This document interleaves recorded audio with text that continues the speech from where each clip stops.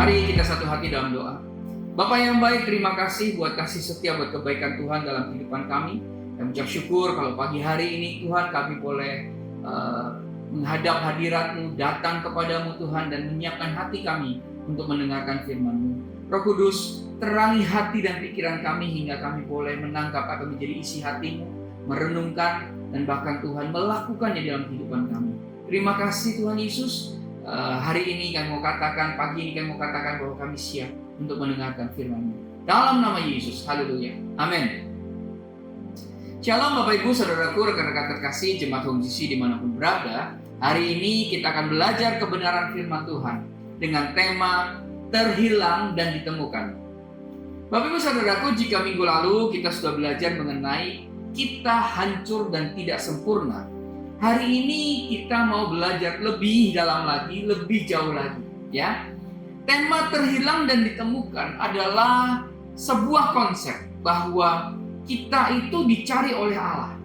Kita itu terhilang dan ditemukan seperti yang dicatat dalam Lukas 19 ayat 10. Lukas 19 ayat 10. Sebab anak manusia datang untuk mencari dan menyelamatkan yang hilang. Nah, Bapak Ibu Saudaraku, kita telah belajar selama beberapa minggu ini pertanyaan besar dan etik tentang hati, tentang kehidupan, dan juga tentang identitas kita.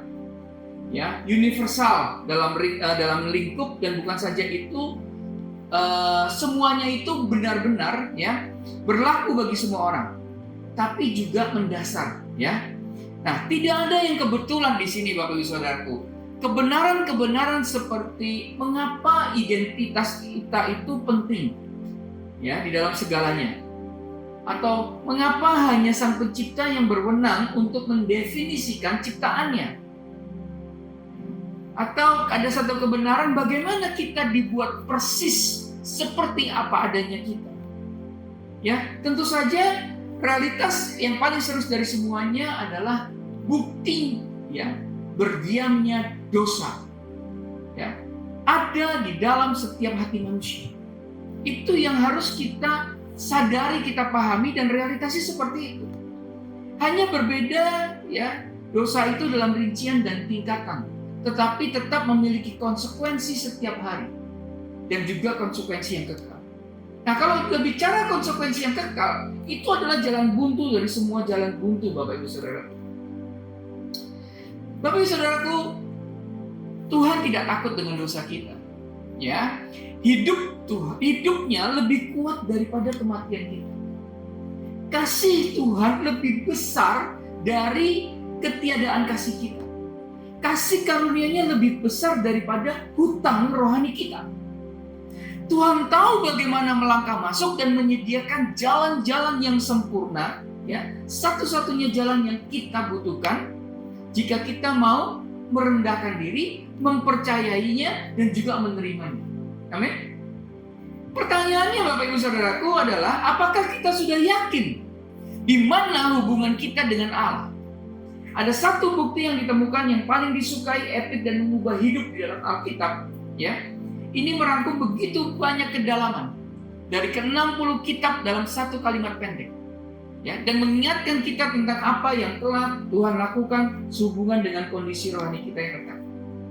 Kita baca Yohanes 3 ayat 16. Sering kali kita dengar ayat ini. Yohanes 3 ayat 16 katakan begini, karena begitu besar kasih Allah akan dunia ini, sehingga Ia telah mengaruniakan anaknya yang tunggal, supaya setiap orang yang percaya kepadanya tidak binasa, melainkan beroleh hidup yang kekal. Bapak Ibu Saudaraku, apakah kita mengerti? Apakah kita sudah mengerti ayat ini? Jika iya, bagaimana kita menanggapi ayat ini dengan jujur? Bagaimana Allah menanggapinya hari ini? Dan bagaimana jika kita tahu hidup dan identitas kita sebenarnya tergantung pada Tuhan? Kita telah melihat bagaimana Tuhan secara unik menciptakan kita sebagai manusia yang berharga dan bernilai. Ini adalah satu ekspresi dari pengabdian dan kebaikan Tuhan, ya, kepada kita. Tapi ada jauh lebih banyak dari kisah hidup kita daripada sekedar hidup kita sendiri, Bapak Ibu Saudaraku. Untuk mengklarifikasi banyak kebingungan yang cenderung kita miliki, kita kita dimiliki orang-orang tentang diri mereka sendiri dan Tuhan, Tuhan Yesus mengajarkan sebuah perumpamaan untuk merangkum kondisi rohani manusia, ya, dan juga hati Allah buat kita, ya. Tuhan merangkum satu kisah epik diceritakan dalam 3 tindakan, ya. Yuk kita buka. Tindakan pertama adalah domba yang hilang. Ya, jadi ini ceritanya dalam satu kisah epik. Satu kisah epik diceritakan dalam 3 tindakan. Tindakan pertama adalah domba yang hilang. Diceritakan dalam domba yang hilang, seorang pria memiliki kawanan 100 ekor domba yang ia kasih dan penuhi kebutuhannya. Tetapi salah satu darinya, seperti yang cenderung dilakukan domba, keluar dari kawanan utamanya. Domba itu tidak ditemukan di mana-mana, namun itu hanya 1 domba. Perhatikan, pria itu masih memiliki 99 lainnya. Yang lain tetap tinggal di tempat mereka seharusnya berada. Tentunya kita akan berpikir, apa yang kita harapkan dari langkah gembala selanjutnya? Jika gembala itu adalah gembala yang sangat baik, apa yang akan dia lakukan? Ya, tindakan yang kedua adalah koin yang hilang. Seorang wanita memiliki 10 koin perak yang sangat berharga. Ya, diceritakan di situ, kisah itu. Wanita ini menjaga seluruh koinnya tetap dekat, melindungi dan selalu tahu keberadaan koinnya di mana. Tetapi satu malam, ketika memeriksa tempat dia menyimpan harta karunnya itu atau koinnya, ya, ternyata wanita memperhatikan bahwa ada 1 koin yang hilang. Apa yang akan wanita ini lakukan? Apa yang tidak akan ia lakukan dan jungkir balikan untuk mendapatkannya kembali dengan cepat? Tindakan yang ketiga, anak yang hilang. Ya, seorang ayah memiliki 2 anak, yang mana salah satunya dengan berani menyatakan jauh sebelum dia bertanggung jawab dan siap untuk hidup mandiri, ya, bahwa si bungsu ini ingin mendapatkan warisan ayahnya lebih awal. Kemudian si bungsu ini meninggalkan iman dan keluarganya dan meninggalkan rumah. Jadi si bungsu berlari sendiri pergi dengan koper penuh dan juga dompet yang penuh yang dia dapatkan tanpa melakukan apapun. Kemudian si bungsu ini berlari sendiri pergi dengan koper penuh itu tadi. Kemudian setelah tenggelam dalam pesta pora dan menyia-nyiakan investasi ayahnya untuk dipakai menyewa pelacur, pesta mabuk-mabukan, dan entah apa lagi yang dia lakukan, tidak lama kemudian dia ambruk karena beban pilihannya yang bodoh, egois, dan berdosa. Menurut kita, apa yang akan dilakukan seorang ayah yang anaknya mengatakan ingin menjaga jarak? Bapak Ibu Saudaraku, rekan-rekan terkasih jemaat Home Sisi dimanapun berada, kita mungkin telah membaca atau mendengar tentang perumpamaan Yesus ini tadi, ya, dalam bentuknya yang mungkin jauh lebih panjang dari Lukas 15. Perumpamaan ini telah dipakai selama bertahun-tahun untuk memberkati segala jenis orang dalam berbagai situasi. Tetapi mereka berbicara sangat mendalam tentang satu hal, yaitu pentingnya identitas. Identitas saya, identitas Bapak Ibu Saudaraku, ya, identitas kita. Dan yang paling penting adalah identitas Allah. Bagaimana Allah yang menciptakan kita mengerti jauh lebih baik daripada kita, seberapa jauh kita sebenarnya karena kondisi hati kita. Dan Allah tahu apa yang benar-benar terjadi pada diri kita jika Dia tidak pernah campur tangan. Dan identitas kita tidak pernah diubahkan dari orang berdosa menjadi diampuni, dari yang terhilang menjadi ditemukan. Nah, Bapak Ibu Saudaraku, jadi perhatikan apa yang Yesus katakan tentang kita dan tentang Allah dari 3 tindakan tadi dalam sebuah kisah itu tadi. Ya, pertimbangkan apa yang benar tentang identitas ketiganya, baik domba yang hilang, koin yang hilang, maupun anak yang hilang. Yang pertama, ketiganya, baik itu domba yang hilang, koin yang hilang, dan anak yang hilang, ketiganya memiliki pemilik atau owner. Sama seperti kita memiliki pemilik. Tuhan yang menciptakan kita memiliki kita. Ya, karena kamu bukan milikmu sendiri. 1 Korintus 6 ayat 20 katakan itu. Tidak seorang pun dari kita akan berada di sini jika bukan apa yang telah dilakukan Tuhan untuk menempatkan kita di bumi ini. Betul? Yang kedua, ketiganya, baik domba yang hilang, koin yang hilang, maupun anak yang hilang, itu adalah sesuatu yang sangat berharga. Katakan, demikian juga dengan kita. Firman Tuhan katakan dalam Mazmur 139 ayat 14, ya, bahwa kejadian kita itu dahsyat dan ajaib. Yuk kita buka Mazmur 139 ayat 14. Aku bersyukur kepadamu oleh karena kejadianku dahsyat dan ajaib. Ajaib apa yang kau buat dan jiwaku benar-benar menyadari. Nah, Bapak Ibu Saudaraku, setiap kita sangat berharga bagi Tuhan. Bahkan sekalipun ada noda dosa di hati kita, Yesus di dalam menyusun perumpamaan-perumpamaan ini memastikan setiap hal yang hilang itu adalah sesuatu yang akan langsung dikenali, ya, para pendengar sebagai hal yang nilainya luar biasa. Jadi ketiganya itu, baik domba yang hilang, baik koin yang hilang maupun anak yang hilang, adalah sesuatu yang berharga. Ini bukan uang receh, ya nggak sama dengan hamster misalnya, atau orang yang tidak kita kenal. Ini jauh lebih berharga dari itu semua. Domba yang hilang melambangkan kehidupan, kasih, dan penghidupan seorang gembala. Koin mewakili harta dan keamanan terbesar wanita ini.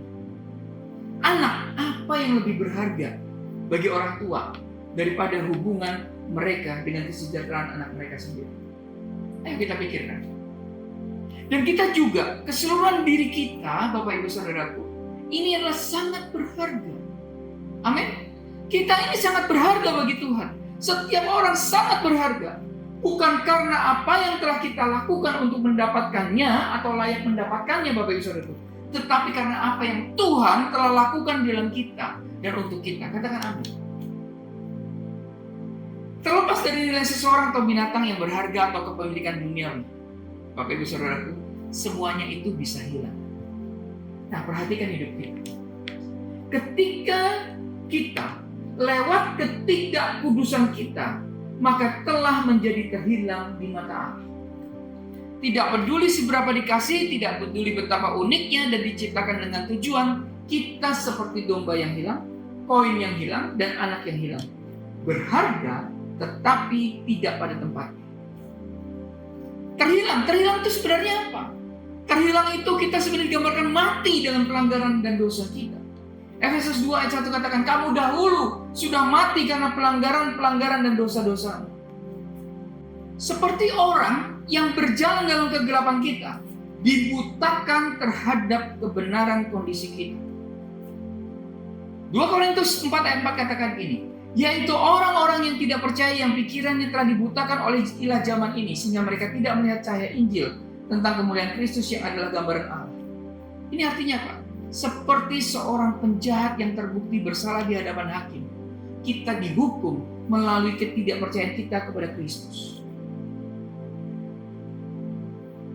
Bapak Ibu Saudaraku, kita juga seperti seorang ateis yang keras hati, yang hidup dalam ketiadaan makna. Kita itu tanpa harapan dan tanpa Allah di dunia ini. Seperti seorang yang menderita penyakit yang mematikan, ya. Sebab pemberitaan tentang salib memang adalah kebodohan bagi mereka yang akan binasa. Tapi bagi kita yang diselamatkan, pemberitaan adalah kekuatan. Bapak Ibu Saudaraku, kita ini terhilang. Orang-orang cenderung memiliki anggapan yang salah bahwa mereka sebenarnya baik-baik saja. Bahwa Tuhan akan mengabaikan semua dosa yang telah mereka lakukan sepanjang hidup mereka. Semua kebohongan yang telah mereka katakan, kata-kata kotor yang mereka ucapkan, pikiran dan keputusan yang tidak bermoral, ya, yang mereka lakukan, orang-orang yang telah mereka sakiti dan benci, dan tetap akan disambut kehadiratnya yang kudus untuk menikmati upah surga selamanya. Bapak Ibu, saya mau katakan, Allah bukanlah hakim yang tidak adil, dan Dia tidak akan melakukan kekejian.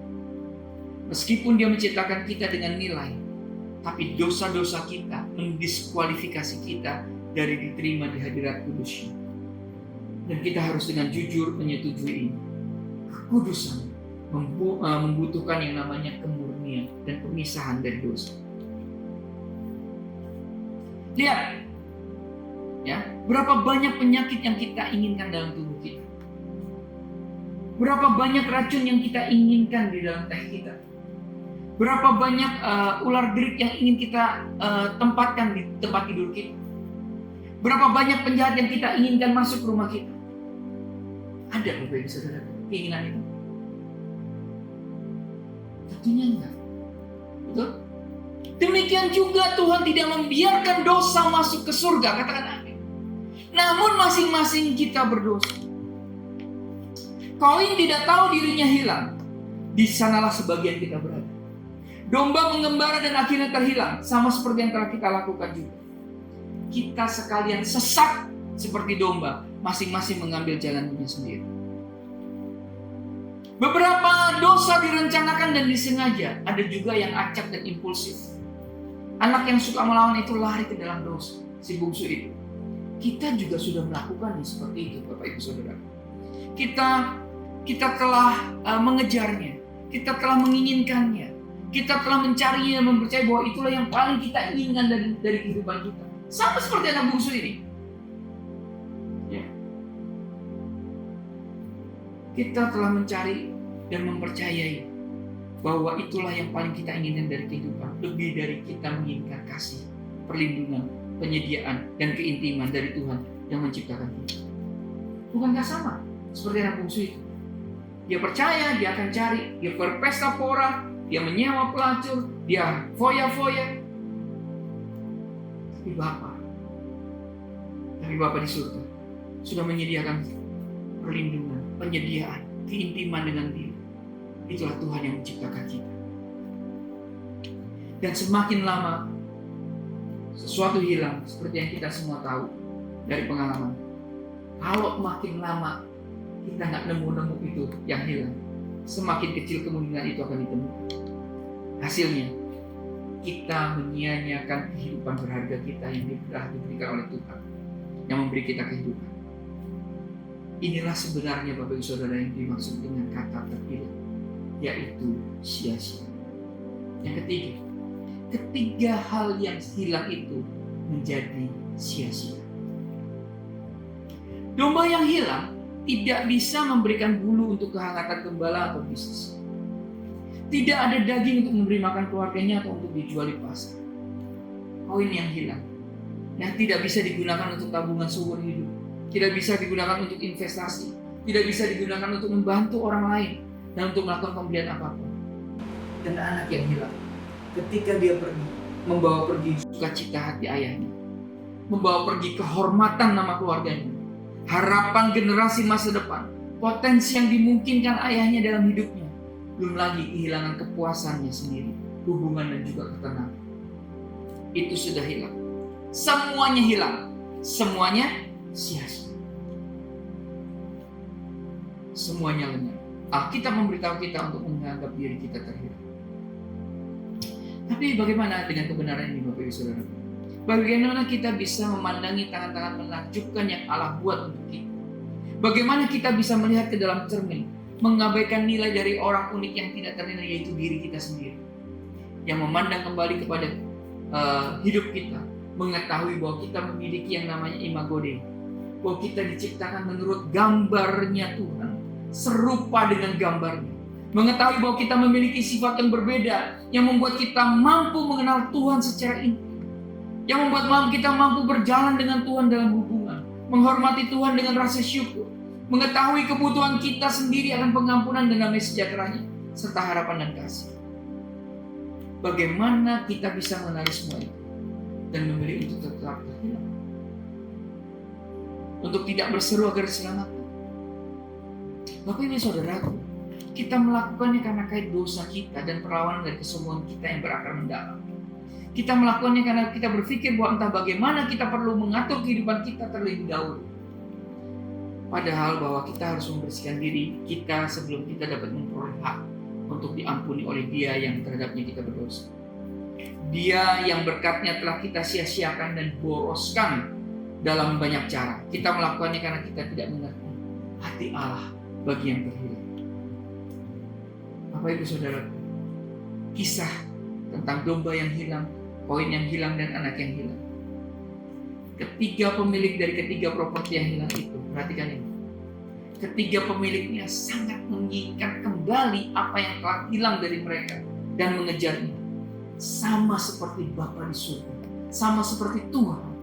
Dia juga sebagai pemilik. Dia menginginkan kita kembali.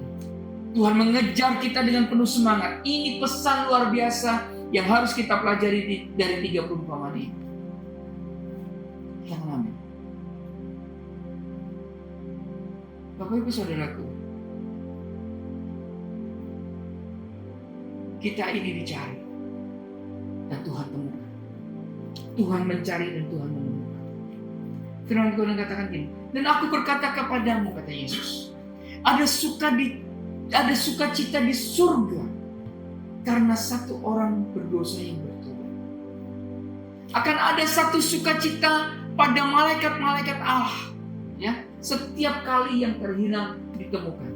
Yuk kita baca dalam Lukas 15 ayat 7 dan Lukas 15 ayat 10. 15 ayat 7. Aku berkata kepadamu, demikian juga akan ada sukacita di surga karena satu orang berdosa yang bertobat, lebih daripada sukacita karena 99 orang benar yang tidak memerlukan pertobatan. Lukas 15 ayat 10. Aku berkata kepadamu, demikian juga akan ada sukacita pada malaikat Allah karena satu orang berdosa yang bertobat. Allah kita menghendaki supaya semua orang diselamatkan dan memperoleh pengetahuan akan kebenaran. Katakan amin. Tuhan tidak lalai menepati janjinya, sekalipun ada orang yang menganggapnya sebagai kelalaian. Ya, 2 Petrus 3 ayat 9 katakan. Tuhan tidak lalai menepati janjinya, sekalipun ada orang yang menganggapnya sebagai kelalaian. Tetapi Ia sabar terhadap kamu, karena Ia menghendaki supaya jangan ada yang binasa. Perhatikan, melainkan supaya semua orang berbalik dan bertobat. Bapak Ibu Saudaraku, jika kita terhilang dalam kapasitas apapun, Tuhan ingin kita ditemukan dalam setiap kapasitas, dari manapun kita terhilang. Kisah kita, kisah banyak tindakan kita dengan semua tikungan dan belokan yang tersembunyi, serta adegan-adegan penderitaan, dengan segala kebingungan, dengan segala luka-luka, dosa dan pemberontakannya. Bahkan dengan semua peristiwa keputusasaan, kehilangan dan penolakan yang memilukan, masih bisa diselamatkan oleh kenyataan berkuasa dari kisah lain, yaitu kisah nyata di mana Yesus Kristus pribadi itu datang ke bumi ini, dilahirkan dari seorang perawan dan menjalani kehidupan tanpa dosa. Yesus rela mengalami kematian yang pantas bagi saya dan Bapak Ibu Saudara, dengan sengaja membayar harga yang luar biasa yang tidak akan pernah bisa kita bawa, dan kemudian menghapuskan surat hutang yang oleh ketentuan-ketentuan hukum mendakwa dan mengancam kita, dan mengambilnya semua dari kita dengan melakukannya ke kayu salib. Kita lunas dibayar. Dia membayar denda yang sangat tinggi sehingga kita bisa keluar dari ruang pengadilan dan bebas. Karena itu, dari sudut semua ini, Alkitab langsung pada inti persoalan ini dan meminta kita dengan sangat, ya, bahwa kita ini adalah utusan Kristus.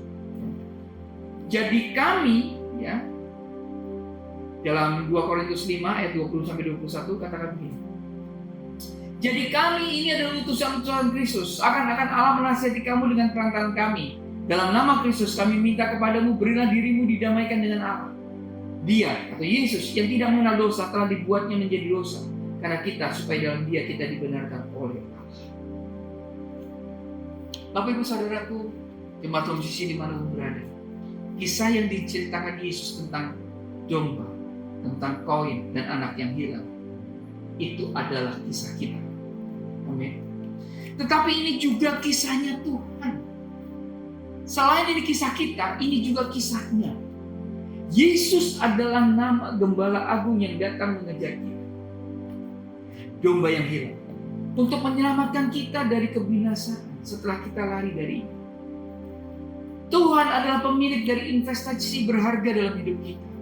Tuhan juga adalah Bapa yang penuh kasih, yang tahu persis bagaimana kita telah menyia-nyiakan berkat-Nya yang telah Dia berikan dan percayakan kepada kita. Namun melihat kita membutuhkan dan berlari menghampirinya untuk memeluk, Dia datang untuk memeluk kita dan menyambut kita. Kita pulang dengan tangan terbuka. Jika apa? Kita mau datang kepada Yesus, kepada Tuhan.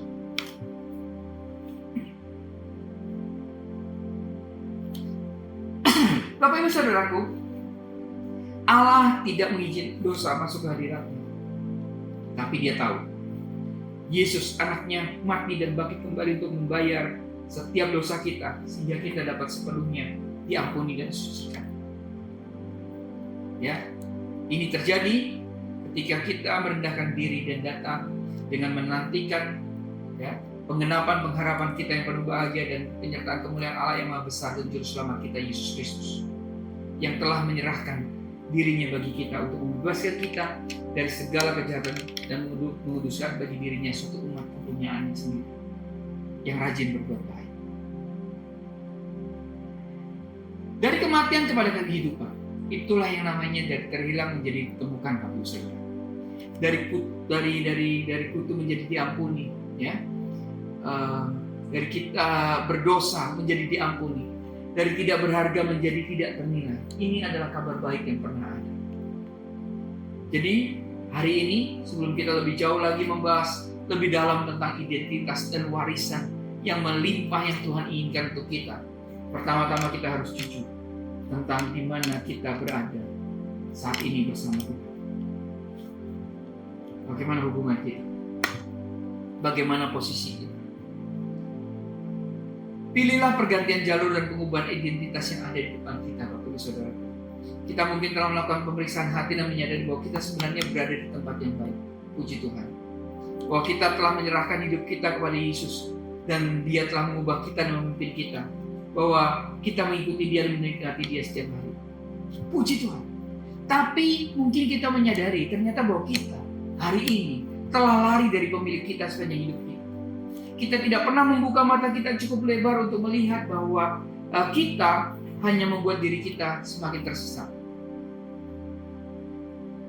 Bapak Ibu Saudaraku, ayo, di mana posisi kita hari ini? Dosa tentunya telah menghancurkan kita. Itu menghancurkan kita semua, Bapak Ibu Saudara.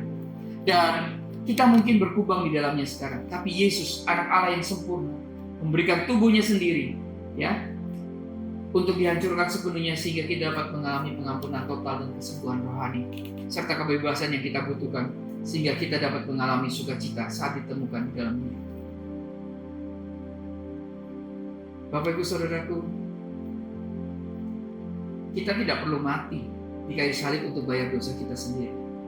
Kenapa? Karena Tuhan Yesus sudah menanganinya dan memberitahu kita untuk menerima dengan iman. Amin. Roma 10 ayat 9 katakan ini. Sebab jika kamu mengaku dengan mulutmu bahwa Yesus adalah Tuhan dan percaya dalam hatimu bahwa Allah telah membangkitkan Dia dari antara orang mati, maka kamu akan diselamatkan.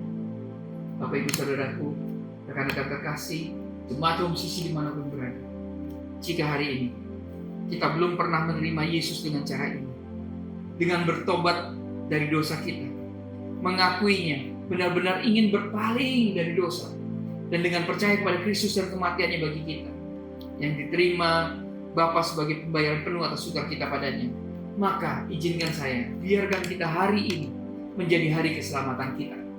Amin.